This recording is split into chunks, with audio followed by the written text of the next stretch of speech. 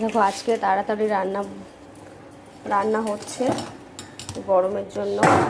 আজকে রান্না হবে ভেন্ডি আলু দিয়ে তরকারি,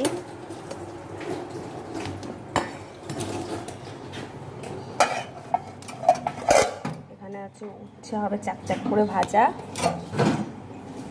আর হবে এখানে আলু ভাজা আছে, আর হবে কাতলা মাছ।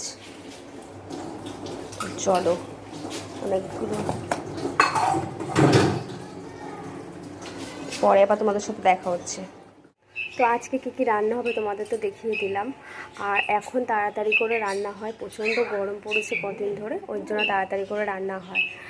আর আমাদের বাড়িতে এমনি তাড়াতাড়ি করেই রান্না হয়, একটার মধ্যে শেষ হয়ে যায় যেহেতু প্রচণ্ড খুব গরম। আর আমি এইমাত্র একটা ভারী কার্পেট কাচলাম, তো আরও